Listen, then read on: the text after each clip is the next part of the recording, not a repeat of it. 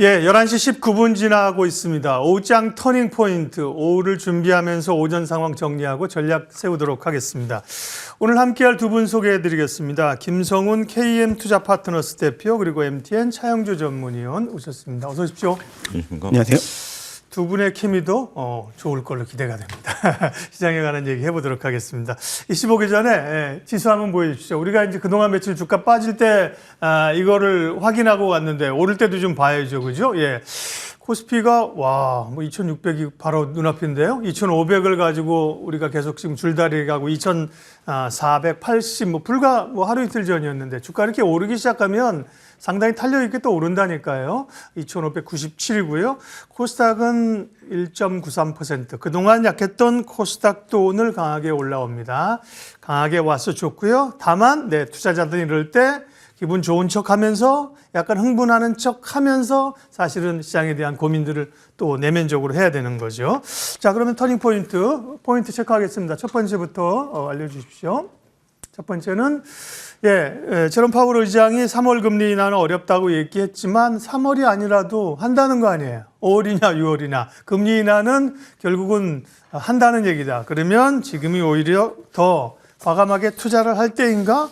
좋은 질문인데요. 김성훈 대표님, 이 질문에 대해서 어떻게 답해 주시겠습니까? 네, 언제나 그랬듯 금리 인하에 대해서는 일단 1년간의 이 금리 인하, 첫 번째 금리 인하의 전후에는 자산에 대한 상승세가 역사적으로 획기적으로 봤을 땐 계속해서 이어졌다고 봤을 때는 지금 이제 이 첫 번째 금리 인하가 5월 달에 확정은 아니지만은 이어진다고 하면은 지금 우리 투자의 관점으로 봤을 때는 사실 아까 말씀드렸듯이 앞으로의 1년은 긍정적인 흐름은 이어갈 수 있겠다. 단 이 종목별로 오늘도 지금 지수 상승이 이어지고는 있지만 종목별로의 스윙 전략이 가장 중요하다고 저는 생각이 되는데 일단 가장 긍정적으로 봤을 때는 점도표에서 우리가 5월의 금리 인하에 대한 베팅이 사실 한 90% 이상 전개가 될 수가 있기 때문에 사실상 이제 저희가 이 국내 같은 경우도 소비자 물가 지수도 2%대로 안정적으로 흘러가고 있고요.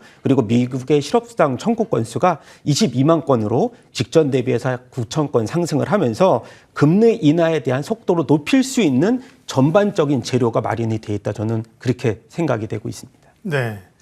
그래서 어쨌든 분위기 자체는 괜찮다라는 쪽이신 거죠? 네네, 맞습니다. 아까 말씀드렸듯이 첫 번째 금리 인하의 1년 전으로 봤을 때는 저희가 투자할 수 있을 만한 제반 여건은 충분히 마련이 돼 있죠. 좋습니다. 자, 그러면 차영주 의원님께 이제 오늘 사실은 어제까지만 해도 엊그제까지만 하더라도 시장이 다 죽을 것 같다. 특별히 그죠? 코스닥 같은 경우 오늘 갑자기 확 살아나잖아요. 그래서 좋긴 하고 좋은 걸 받아들여야지만 또 우리가 흥분하면서 뭔가 변수를 좀 체크를 해야 된다 말씀드렸는데 그런 변수는 어떤 게 있을까요? 그렇습니다. 우리가 이제 그 비관론 속에서 긍정론이 나오고 긍정론 속에서 비관론이 나온다라고 한다면 자, 금리 인하가 과연 주식시장에 있어서 호재냐라는 근본적인 의문부터 저는 가져가야 된다라고 말씀을 좀 드릴 수가 있겠습니다. 그 두 번째는 금리 인하에 대한 우리 기대감이 아직까지 반영이 안 됐었냐라는 그런 질문도 두 가지가 필요하다라고 말씀드릴 수가 있겠죠. 첫 번째는 금리를 왜 인하할까요? 결국 경기가 둔화되기 때문에 금리 인하를 하는 거거든요. 근데 우리가 이제 금리를 인하하게 된다라면 기업의 그 자금 압박이라든지 그동안에 이제 주식 시장에 있어 상관계수라든지 이런 것들이 조금 완화될 것이다라고 보는 측면도 있긴 합니다만 안타깝게도 일단 금리를 인하한다라는 측면에 있어서 미국과 우리나라는 온도차가 좀 있을 가능성이 있다라는 겁니다. 이번 주에 발표된 IMF에서 세계 경제 성장률을 했는데 미국 같은 경우는 세계 경제 성장률을 0.2%포인트 올렸습니다. 근데 우리나라는 0.1%포인트밖에 안 올렸어요. 가장 중요한 것은 내수와 수출 부진이 우리나라 경제 성장률에 있어서 발목을 잡는다라는 점이에요. 따라서 이제 미국과 우리나라의 디커플링은 경제 성장률에 따른 부분들이 확실히 나타나기 때문에 우리가 금리 인하를 무조건 호재로 바라보기에는 좀 조심스럽다. 두 번째는 금리 인하 얘기가 지금 갑자기 하늘에서 뚝 떨어진 게 아닙니다. 그렇죠. 이미 오래전부터 금리 인하에 배팅되는 숫자들이 많았고 단지 파월 의장이 3월에 금리 인하가 없겠다라는 그 발언으로 변동성이 좀 있었던 것들 뿐인데 그전부터 우리나라 주식시장은 점진적으로 저점을 낮춰왔었다라고 보여진다라는 거죠. 물론 금리 인하가 주식시장에 있어서 악재는 아닙니다. 단기적인 호재가 될 수는 있긴 하겠습니다만 근본적인 체질, EPS에 영향을 준다라는 측면에 있어서는 우리가 너무 금리 인하에 베팅을 하는 부분들 이 부분에 대해서는 좀 조심스럽다. 우리가 과거 2022년, 2023년에도 연준과 다른 움직임에 베팅을 많이 해왔죠. 그때는 반대였죠. 연준이 금리 인하를 안 할 것이야, 금리 인상을 안 할 것이야, 안 할 것이야라고 하다가 계속 변동성만 키워왔습니다. 따라서 저는 금리 인하에 베팅하는 부분에 있어서는 다소 신중할 필요가 있고 각각 개별 기업에 따른 이익에 집중할 필요가 있지 않을까 말씀드리고 싶습니다. 네. 금리 인하를 어떻게 받아들일 것인가. 일단 팩트 자체는 3월 금리 인하 없어라고 해도 주가가 우리가 안 빠지고 오르고 미국도 하루 만에 돌려놨다는 게 팩트이고요. 그다음에 생각해야 될 점도 있습니다. 저희가 이제 이게 오후장을 준비하는 터닝 포인트이기 때문에 이 주제를 전날 잡을 수 없어요. 간밤에 일어난 일, 오전 상황을 보고 주제를 잡기 때문에 그야말로 막 사람 움직이는 뉴스를 잡기 때문에 두 분도 이제 제가 이 카테고리 안에서 질문을 드리더라도 편하게 답변을 하시게 됩니다. 너무 거기에만 갇히지 않고 다른 의견이 있으면 말씀하셔도 좋고요. 두 번째 그러면 주제 확인하도록 할게요. 네, 저 PBR 가치주냐 아니면 조정받은 기술주 성장주이냐. 그러게요. 느닷없이 연초에 지금 기업 가치 밸류업이라는 게 나와가지고 느닷없다는 표현은 좋긴 한데 이게 시간이 걸리는 거 아닌가 또 생각돼요. 그쪽을 더 가야 되는 건지 아니면 이제는 최근 조정받은 성장주로 다시 가야 되는 건지. 차영주 의원님 어떻게 생각하십니까? 우리가 이제 PBR 관련주들에 대해서는 어제 이제 금융감독원에서 얘기가 나왔어요. 네. 증권방송에서 1월 31일 날 100개 기업을 선정해가지고 밸류업을 하겠다. 그건 오보다라고 이제 얘기를 했거든요. 네. 아직까지 이제 확정된 건 없고 이제 2월 달에 이제 발표한다고 하니까 이제 많은 다양한 검토를 하고 있다라는 겁니다. 그래서 지금 언론에 100개 기업을 밸류업 한다라든지 특정 기업을 밸류업 한다라는 얘기들은 사실이 아닐 가능성이 굉장히 높다라고. 그러니까 금감원에서 이례적으로 이제 보도 자료를 배포했다라는 것도 서두에 말씀드리도록 하겠습니다. 어쨌든 정부가 이 차제에 우리가 이제 PBR과 관련돼서 그리고 이제 기업의 저평가 문제 부분에서 손을 대려고 하는 것은 사실인 것 같아요. 그렇지만 구체적인 아직 안이 나오지 않았다. 근데 주식시장 먼저 선반영했다라는 거죠. 다양한 어떤 PBR과 관련된 주식들에 대해서 선반영이 됐다라고 본다라면 저는 오늘 정도면 좀 피크아웃에 도달하지 않았는가 좀 생각이 듭니다. 그러니까 이제 우리가 이격도라고 그러죠. 주가의 봉과 이동평균선 간의 거리인데 어제 오늘 불을 뿜은 것 같아요. 그러면 상대적으로 이 이격도가 확 벌어지면 이격도를 축소하는 과정은 두 가지입니다. 하나는 기다리든지 떨어지든지 이 과정인데 오히려 저는 이벤트가 이제 소문에 사서 뉴스에 팔아라라는 격언을 좀 이 경우에 해당된다라고 말씀드릴 수가 있겠습니다. 2월 달에 정부안이 나오면 이미 주가는 선반영되는 지금 과정이다라고 봐요. 그래서 지금 PBR 관련주들은 보유자의 영역이고 적절하게 이제 엑시트를 좀 생각하실 필요가 있다라고 좀 보여지고 그다음에 저는 오히려 기술주들 같은 경우는 여전히 특히 이제 우리가 인공지능과 관련된 정말 다양한 퍼포먼스들이 나오고 있지 않습니까? 그리고 인공지능과 관련돼서 여러 가지 정부 정책들도 나오고 있어요. 원격 진료라든지 이런 부분들이 나온다라고 본다면 저는 오히려 이제는 시선이, 그러니까 이번 주에는 우리가 이제 PBR 저평가였다라면 오늘을 기점으로 해서 조금 이제 인공지능이라든지 아니면 AI 관련주, 기술주 쪽으로 조금 옮겨가셔도 이제 이익을 실현하고 가실 필요가 있지 않을까. 저는 그렇게 오늘이 좀 분기점이 될 가능성에 대해서 조심스럽게 말씀드리고 싶습니다. 저도 말씀하신 거에 동감합니다. 왜냐하면 정부에서 나올 정책 2월이 나와줘야죠. 그러나 뭐를 획기적인 게 뭐가 나올 거예요? 획기적이라는 건 결국 강제해야 되는 거예요. 네, 그렇죠. 자사주 샀으면 무조건 소각해. 예를 들면 안 하면 어디 상폐시킬 거 이렇게 해야 되는데 그렇게 하기 어렵단 말이에요. 이제 우리가 사회주의도 아니고. 그리고 또 이런 거죠. 예를 들어서 제가 살을 빼는데 박사님이 저한테 차 위원 살 빼기 위해서 일주일 동안 운동해라고 하면 눈치 보고 일주일을 운동하죠. 근데 그 뒤에 일주일 뒤에 또 운동을 슬그머니 안 하게 되는 게 사람 아니겠습니까? 그렇기 때문에 제가 그런 적은 없습니다. 차 위원님께 감히 제가. 자, 그래서 김성훈 대표님. 그래서 논지 자체는 사실은 근데 PBR이라고 해서 지금 예를 들면 PBR 났다고 다 오른 거 아니잖아요. 네. 거기서도 옥석 가리기를 한다. 네. 그리고 자동차, 금융 실적되는 거잖아요. 네. 그러면 어쨌든 저 PBR이지만 이유가 있는 것, 혹은 또 성장주지만 밀렸는데 이유가 있는 것. 우리 김성훈 대표님이 좀 좋은 포트폴리오를 좀 짜줘보세요. 네.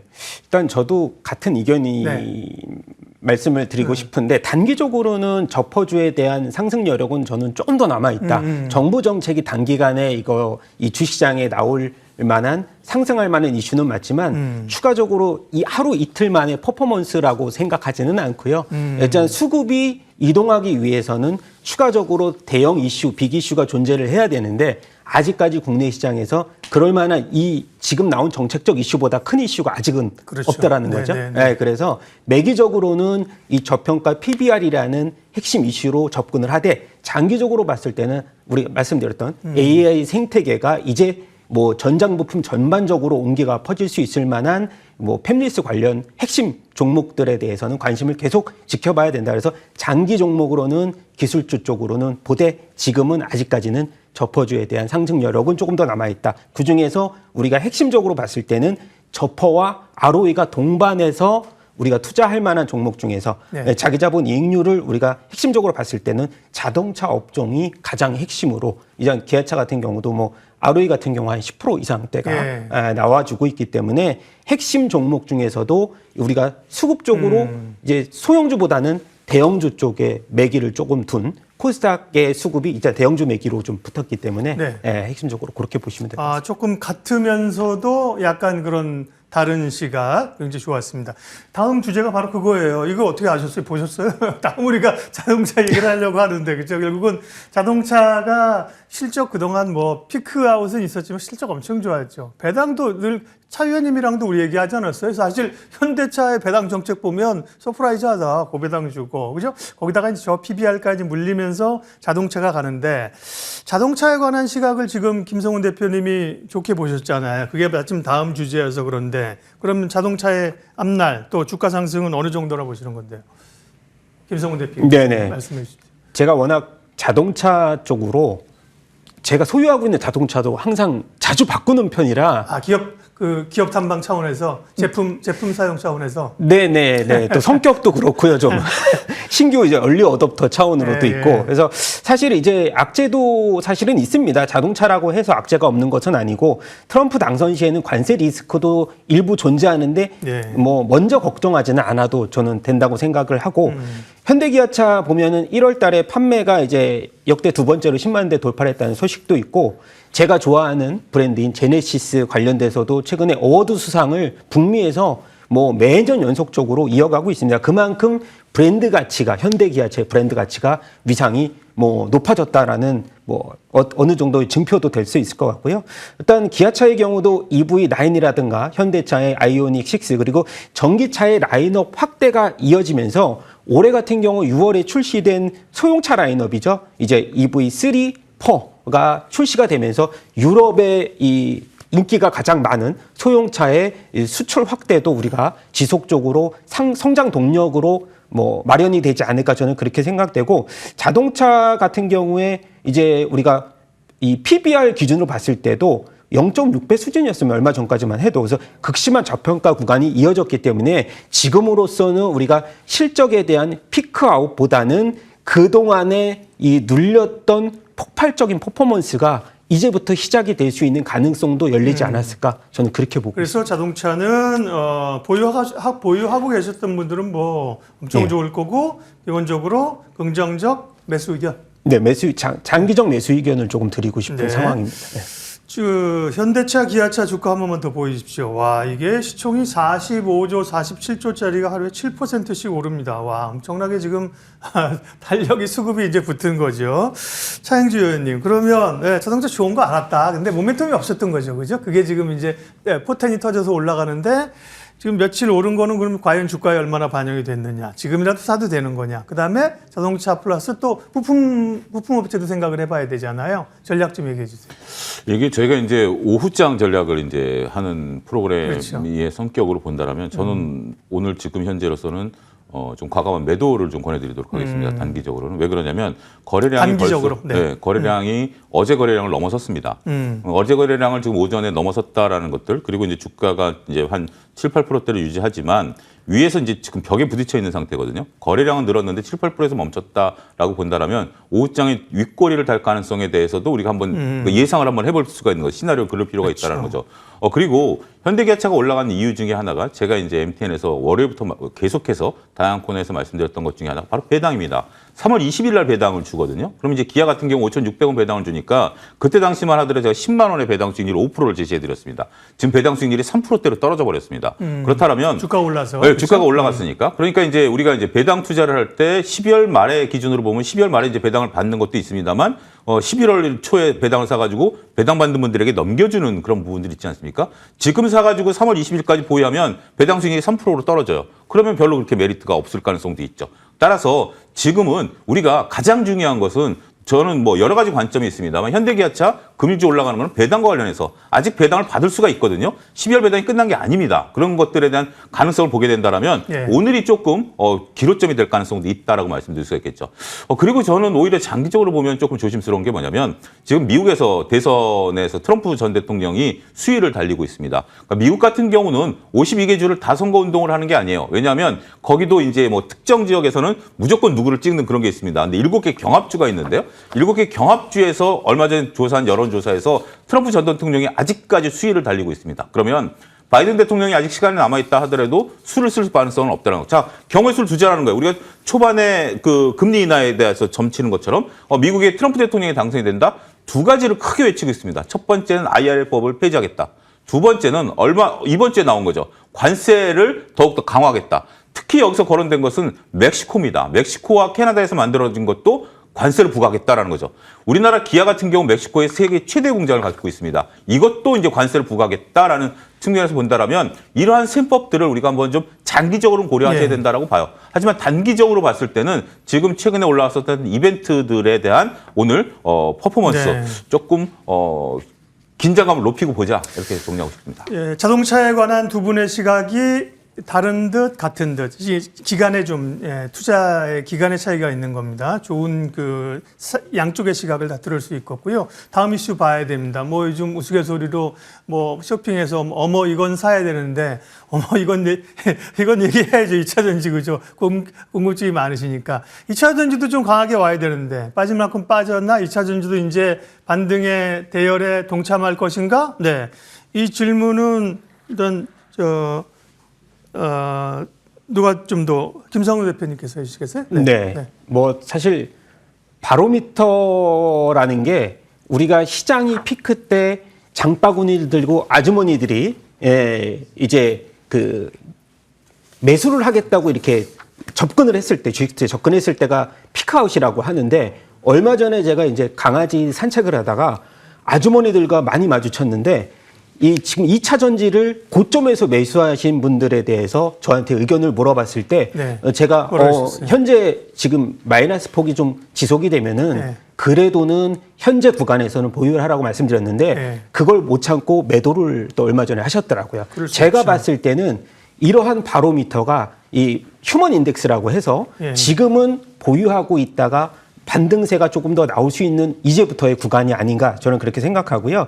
이 테슬라의 출하량 둔화로 인해서 전기차 전반적인 수급이 뭐 어느 정도 이제 이탈이 되긴 했지만은 실적 발표에 대한 우리가 뭐 이슈는 이미 주가의 선반영이 충분히 됐다고 생각을 하고 있고요. 그래서 앞으로 이제 투자할 만한 이제 2차 전지 관련주 중에 엔캠만이 지금 어느 정도 주가의 흐름을 계속 신고가를 흐름을 이어가면서 살아 있기는 한데 엔캠 같은 경우도 이제 뭐 사실 오버행 이슈도 어느 정도 충분히 존재하기 때문에 제가 봤을 때는 2차 전지에서는 선별적 투자 전략이 중요하다. 그래서 그동안에 뭐 엔캠 관련주들을 보유하고 있으신 분들은 일부 차익 실현 구간에 도달했을 테고 그리고 에코프로 BM이라든가 LNF 관련된 주도주들에 대해서는 이제 어느 정도의 낙폭은 하방 경직성을 보여주고 있다. 그래서 기관들이 저가 매수세에 임하고 있기 때문에 상반기 이후로는 주가의 레벨업은 어느 정도는 반등이 가능하다. 저는 그렇게 생각이 됩니다. 2차 전지 관련해서 시간상 차영주 소장님의 말씀은 못 들었는데 마지막에 전략할 때 필요해서 코멘트 하실 거 있으면 하시고요.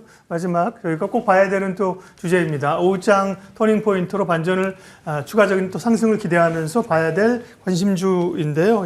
김성훈 대표님 관심주는요? 네, 일단은 아까 제가 뭐 정책적 수혜주가 조금 더 랠리를 이어갈 수 있다고 말씀을 그러시죠. 드렸는데 네. 예, 하나금융지주를 들고 왔습니다. 간편하게 뭐 일단 자사주 매입 규모도 2배 중간 3천억 원을 이제 발표를 했고 또 이제 주주환원 정책에 따른 또 이제 우리가 배당 수익률도 이제 하나 금융지주가 분기 배당이지 않습니까? 그래서 긍정적인 이제 흐름을 이어갈 수 있다. 그리고 단기간에 우리가 이제 오후장에 조금 더 지금 3%대 상승률을 보이고 있지만 조금 더 하락폭이 좀 뭐 어느 정도 이어진다고 하면 단기적인 접근 이 랠리가 어느 정도 이어질 수 있는 종목 중에서 그래도 PBR, 저PBR 관련 수혜주 중에 하나금융지주 목표가 6만 원, 손절가는 4만 8천 원을 제시를 하면서 추천을 드리도록 하겠습니다. 네, 차영주 의원님은 단기적으로 오늘 오후장 전략주는 미제시이고요. 그러면 한 간략하게 1분 정도 전략 마무리해 주십시오.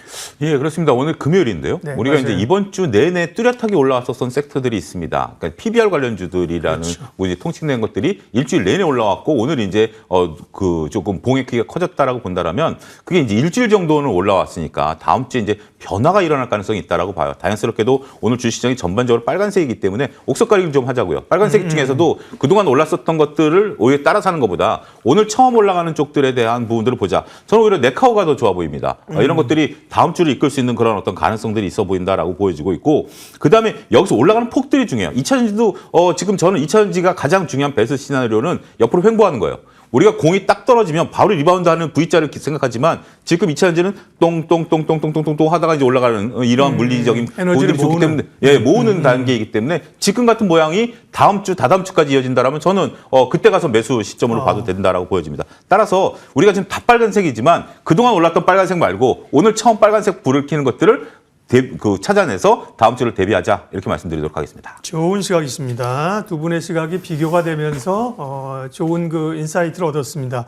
오후장 터닝포인트 KM투자 파트너스 김성훈 대표님 그리고 MTN 차영주 전문위원님 두 분 함께했습니다. 수고하셨습니다.